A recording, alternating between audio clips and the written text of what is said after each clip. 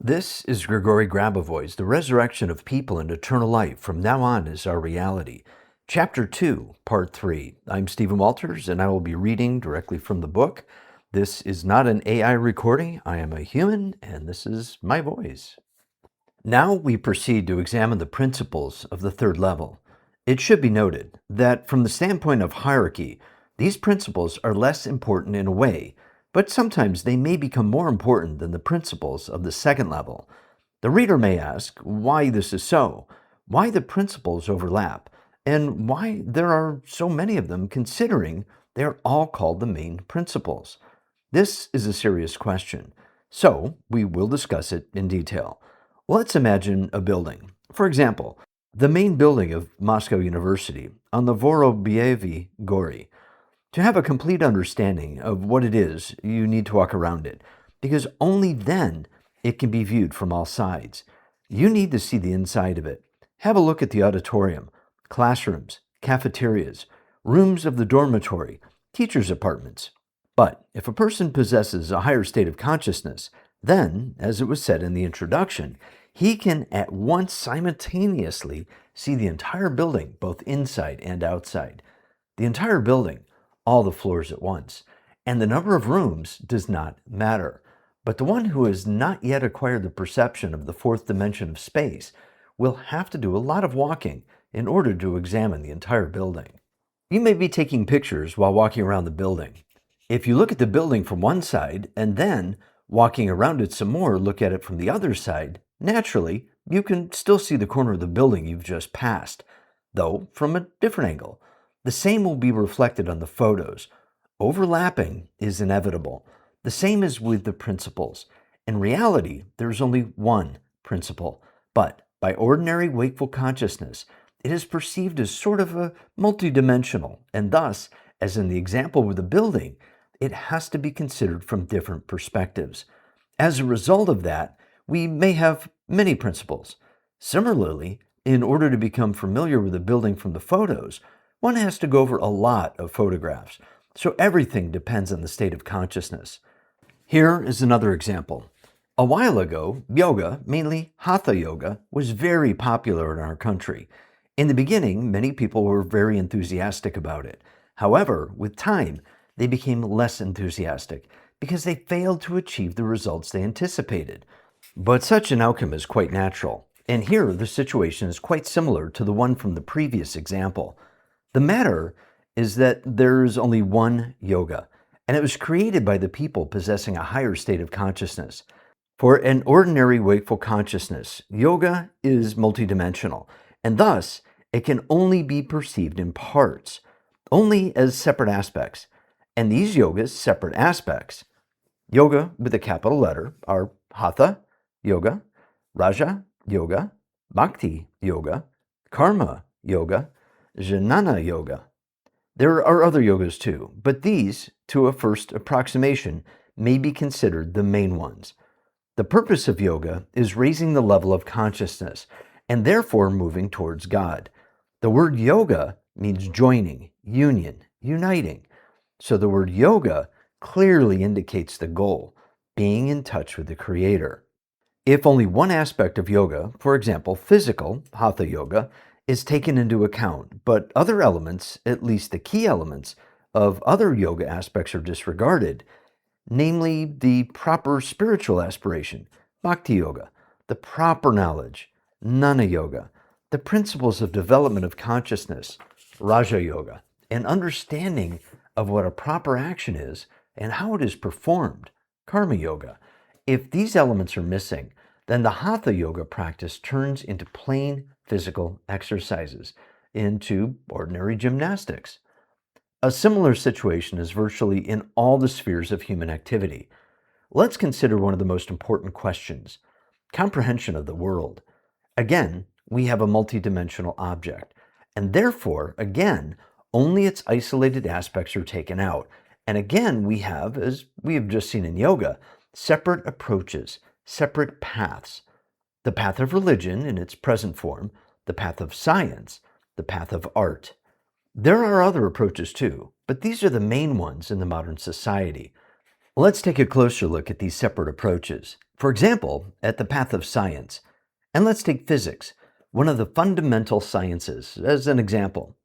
The advancement of this science, its progress is indubitable. However, due to the impression of the progress science made science has gradually become idolized. Its assertions have acquired the status of being 100% true. A word of scientists has become the ultimate truth. For that matter, it becomes necessary to see how in general science is created. The matter is that people whose profession is other than science often think that physics, for example, is an exact science. That in physics, everything is based on proof, and therefore the assertions scientists make can be relied upon. However, in reality, the situation is much more complicated.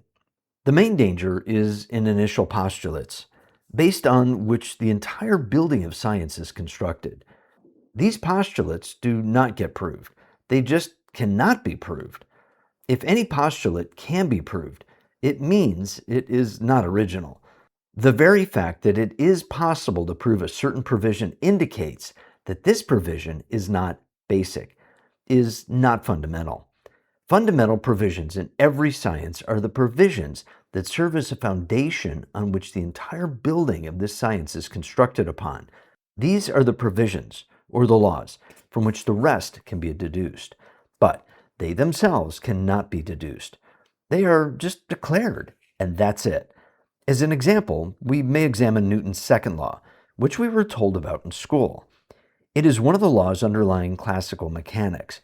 It represents an equation which links three quantities together: mass of a body, force acting on it, and acceleration acquired by the body as a result of the force acting on it.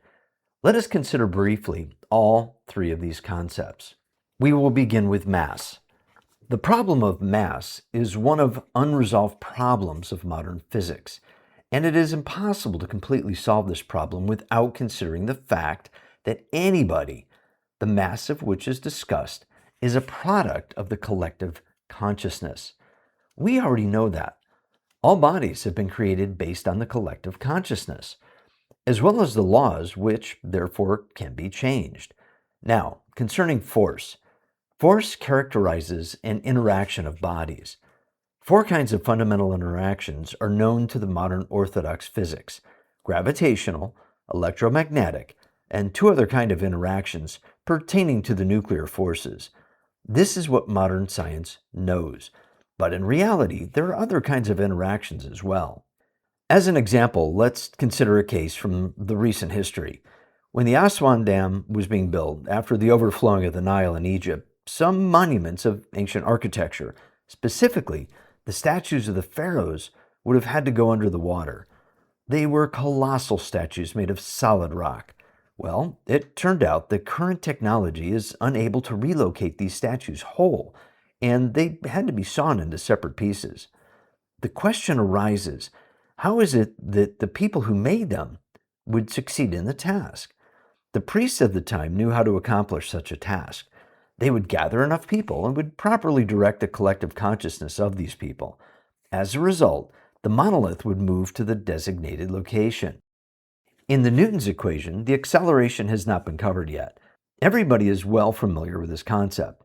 It tells you how fast a starting car can gain the necessary speed. Both acceleration and speed are associated with distance and time measurement.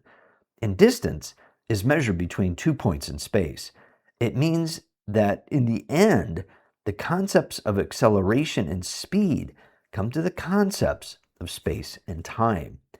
We already know that space and time are the construct of the collective consciousness, and therefore, everything that happens can be changed by consciousness.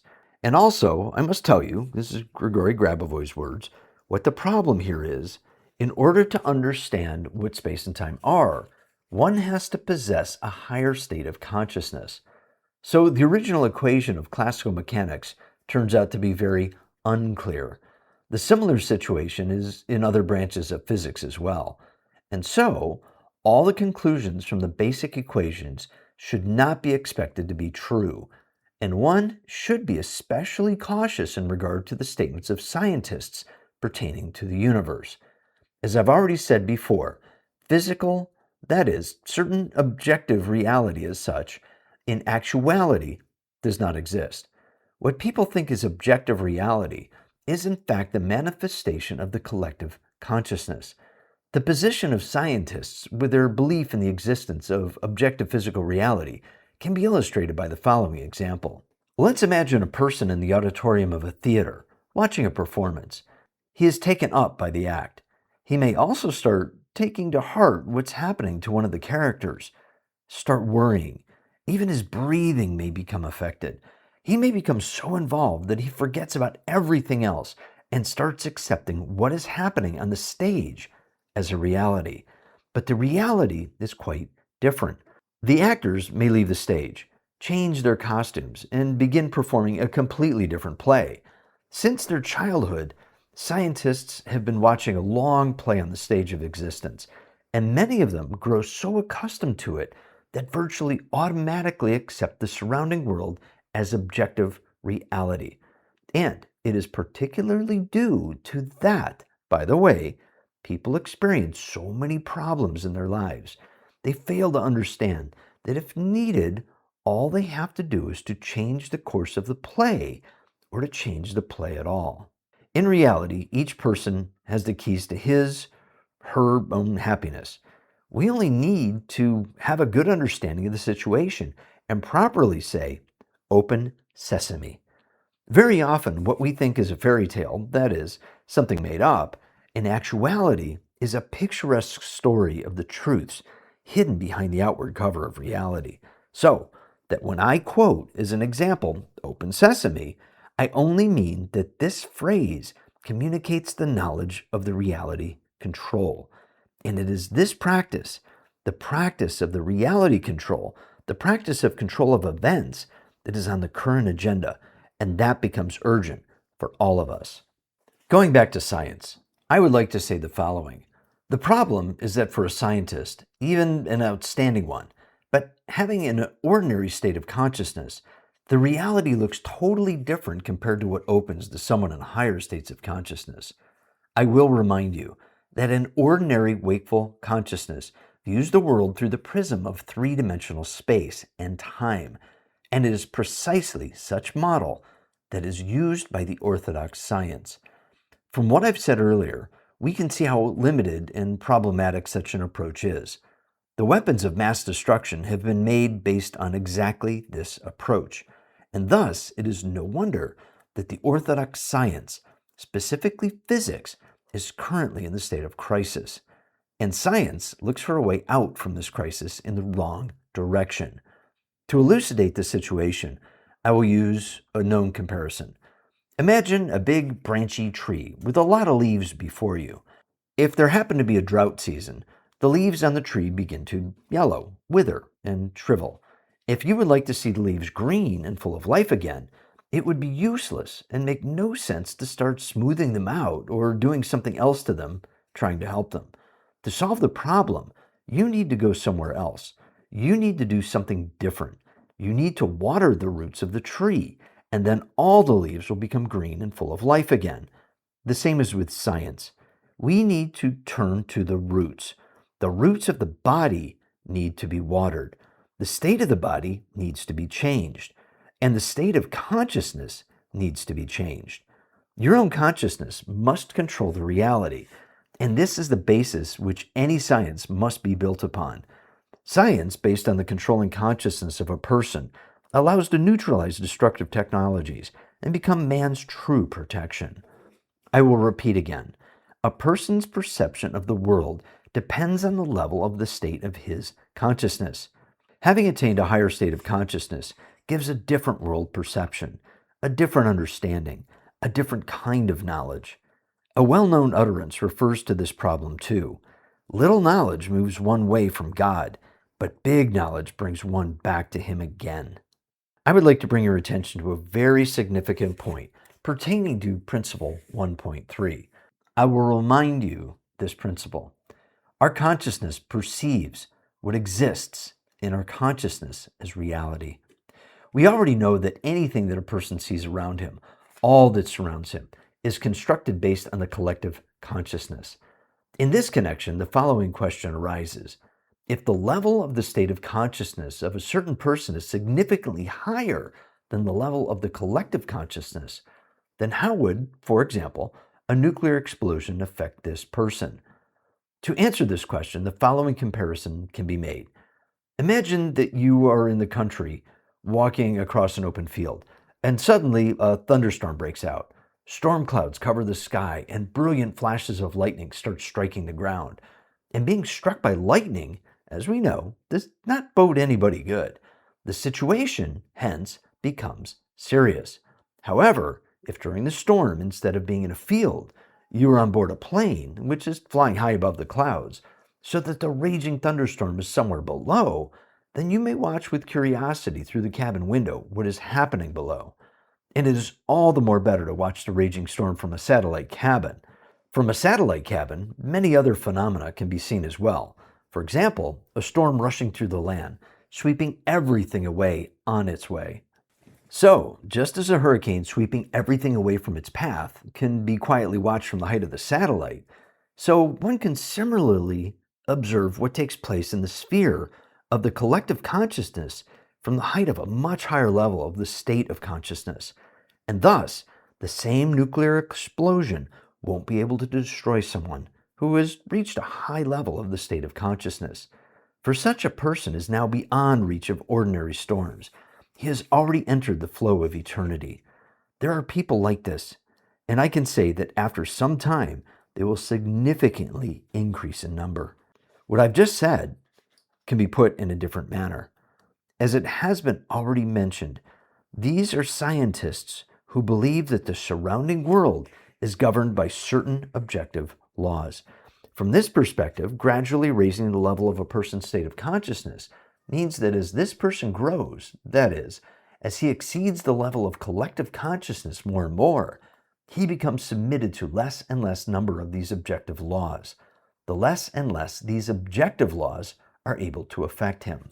One of the relatively simple examples is levitation, that is, overcoming gravity by consciousness and the flight of the body as a result. I will note that many people just never think of such a phenomena, and it is because under the influence of the orthodox science, there is a preconceived idea in the modern society about the laws as something fixed, as something that represents a certain unchangeable given. However, every person within a comparatively short period of time may learn to change the law of gravity for himself, and thereby learn from his own experience what levitation is. But if the collective consciousness is changed in this respect, it will cause the law itself to change. In my practice, in Grigori Grabovoi's practice of salvation, it is very important not to merely observe and register certain laws, certain situations, but to be able, based on control by consciousness, to change laws, situations, events in the direction desirable for man. I think, Grigori Grabovoi says, that the significant shortcoming of the orthodox science mentioned above needs more attention, namely the fact that the orthodox science is engaged in mere phenomena observation and registration of the laws that have been discovered. Such an approach of science is, of course, explained by the existing belief in the objective nature of phenomena of the surrounding world, in their existence regardless of man, and therefore the purpose of science is seen as to discover the existing regularities and to describe them. Let's consider a specific example. Traditionally, at the end of December of each year, the publishers of Science, one of the leading scientific journals, select 10 most outstanding achievements in science of the passing year. A quick note that the resurrection of people and eternal life from now on is our reality was published in 2001, just to give you a point of reference. We continue. Let's see what is number one among the most significant achievements of the past 1998 year. The most important scientific discovery of 1998 was recognized the conclusion that our universe will be expanding forever and at an ever-increasing speed. Here we can see an example of how scientists, based on thoroughly conducted experiments, merely state the fact they have discovered, and that is all. And this is considered to be a great scientific achievement, when a scientific approach must be fundamentally different. In this particular example, It is not that important what exactly was discovered by the scientists. Whether the universe is expanding or contracting is not the point. The matter is that the true science, that is, the science that I, Grigori Grabovoi, propose, has absolutely different goals and is of an entirely different kind. And especially at this time, when the humanity and the entire world are faced with a real threat of annihilation. Science must determine its path based on salvation of the world from the global disaster. That is why I create my science, on principles of achieving concrete results by a number of successive creative actions, and with a complete control of each of them. My science, being also the science of salvation, aims to ultimately attain salvation and at the same time to change the existing reality in the right way. True science works the following way. Knowing the situation, first, it changes the reality in such a way as to achieve the result of salvation. After the salvation has been attained, ensuring safety and security is the next priority. And finally, when security and safety are ensured, further development of all the events in the direction proper for the person is set. The same scheme is used to obtain any beneficial result. As we see in true science, just a plain statement of facts is out of the question. If any existing systems or propositions do not foster obtaining the necessary result, it means that these systems need to be changed, including the system of laws. The principal criterion in my science is to obtain the necessary result in a creative manner. Verity of the fact that this is the science is in that initially. First of all, the positive result is obtained. For example, a person gets saved or resurrected, or the society gets saved, and only after that, based on this positive result, science is created, showing how to do it. In order to better understand this important idea, let's refer to something that we all know well. In music, we see a somewhat similar situation. As we know, there is music theory. However, masterpieces of musical art were not created based on music theory. Quite the opposite. The music theory is created based on the analysis of musical masterpieces composed by geniuses. The starting point, therefore, is practice. Theory, which can help beginners make their first steps, is created based on the best pieces of practice. So the underlying aspect of my science is practice, that is, obtaining a necessary result. And since the most important characteristic of this life is its continuous development, I do not build any systems which are strictly static, like the system of fixed, unchangeable laws, but I build a flexible dynamic system, based on the necessary result. If we take the aforementioned example of the discovery of the ever-accelerating expansion of the universe, then a simple question arises. What specifically must be done with regard to this discovery? Because if we just accept the ever-accelerating expansion of the universe as fact, as scientists do, that is, utilize a mechanistic approach, then it becomes obvious that the control of each stage of this process will be gradually getting weaker and weaker. So I would put the question in a different way. How to explain this situation? How to show it in such a way that the act of salvation would be possible to obtain? How can we transform consciousness? That is, how can we make the mechanism of perception the mechanism of development, such that each act of the external world would be under control? To answer these questions, it is important to define an initial form, though which all the processes may be controlled. We may take, for example, my principle, Grigori Grabovoi's, which states that any element of the world can be controlled through any chosen element of the world. Besides, this chosen element can be specifically created for this purpose by your consciousness. On the basis of this principle, the processes of the entire universe can be always controlled. And from this perspective, instead of perceiving the universe as expanding or contracting, to perceive it as just as a system, which is at one and the same stage, but which changes.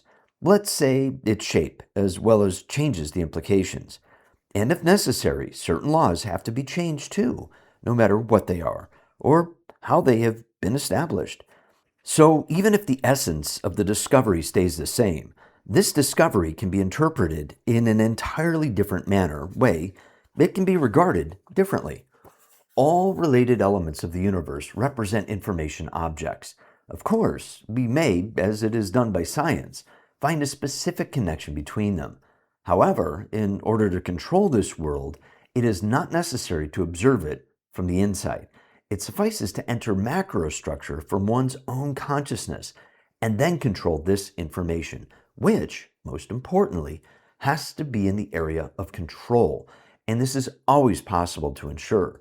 So, my science, Grigori Grabovoi's science, provides knowledge on how to resolve this kind of problems. Not the problems of registering some processes, but the problems of control of any world processes.